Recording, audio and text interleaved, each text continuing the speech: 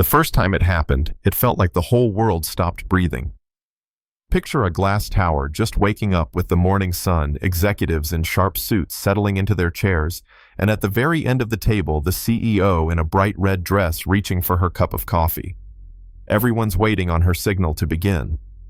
And then out of nowhere, a janitor with a mop cart yells across the room, "Don't drink that." The porcelain cup is frozen mid-air. The boardroom gasps, and you can almost hear the Persian rug underneath them shiver. That's how it all started. The CEO's name was Victoria Hale, 34 years old, platinum hair eyes like polished ice. She had turned her father's investment firm into a tech empire that covered half the skyline. But power changes people. Her smile had been replaced by calculation. Her dress wasn't fashion, it was armor. And then there was the janitor, Marcus Reed.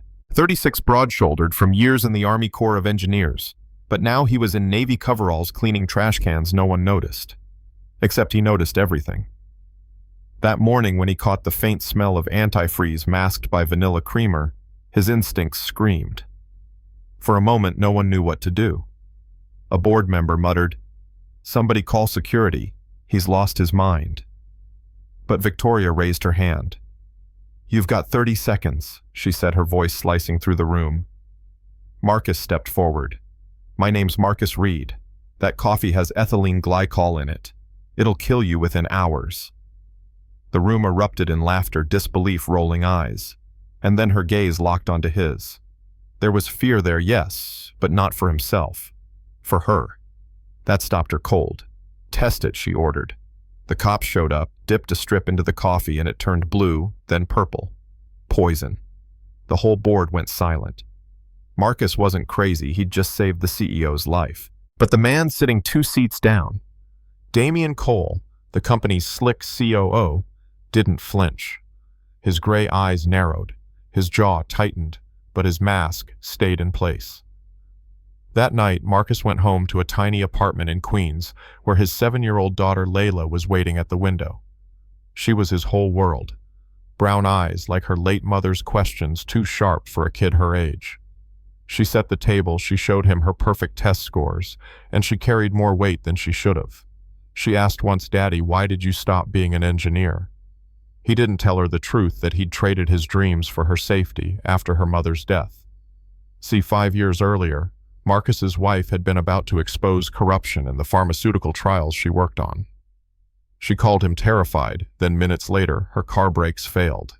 Everyone called it an accident. Marcus knew better. But what's a janitor against a billion-dollar company? He took the settlement money to build a college fund for Layla and buried the rest of it with his pride. But that morning in the boardroom brought it all back. The smell of chemicals, the way Damian smirked, the careless whispers he overheard while sweeping hallways. The accident worked. Before this time, it needs to be cleaner. Marcus put it together. Damian had orchestrated his wife's death and was now coming for Victoria.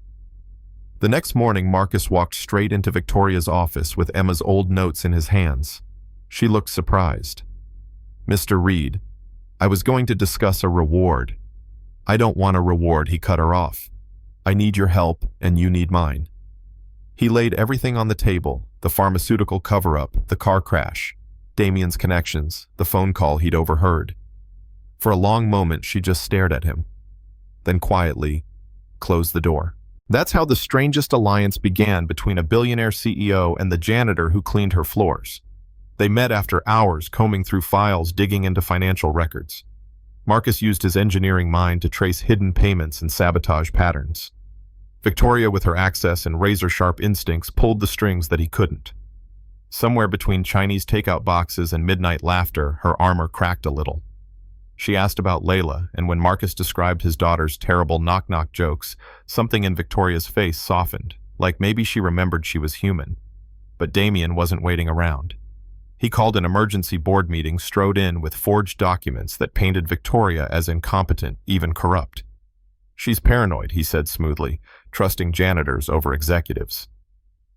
"For the good of the company, I motioned to remove her." The room shifted uneasily. And that's when Victoria stood. "Funny thing about those documents, Damian, they're fake, and I can prove it." "Mr. Reed." she called, and every head turned as the janitor stepped forward. The same man they'd mocked now commanded the floor with military steadiness. He laid out the sabotage, the embezzlement, the whispers about accidents. Then he pulled out the trump card, Damien's recorded phone call. Damien tried to wave it off. "You're trusting a bitter janitor who lost his wife in a..." He froze. Nobody had said his wife died. The room went silent. Victoria leaned in, her voice ice cold. "How did you know that detail, Damien?" His face drained of color. Phones came out, lawyers were called, and the police walked in with an arrest warrant. Damien tried to bolt, but the officers closed in. As they cuffed him, he hissed at Marcus. "You think you've won? I have friends. This isn't over." But for once, Marcus didn't flinch.